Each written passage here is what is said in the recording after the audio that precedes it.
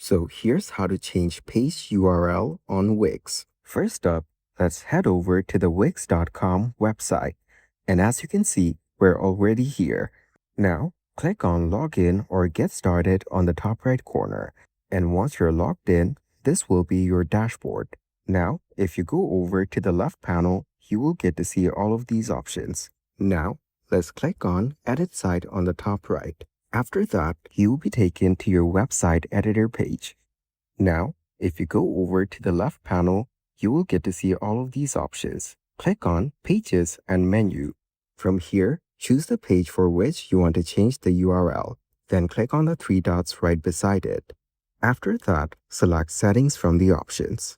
Now, from the different page settings that appear, click on SEO Basics. Over here, if you scroll down, you will get to see a URL option. Here, you can type in whatever you want the URL to be. For example, about new. And as you can see, the URL preview has changed in real time. Now, this new URL will be visible for anyone visiting this page. And that is exactly how to change page URL on Wix.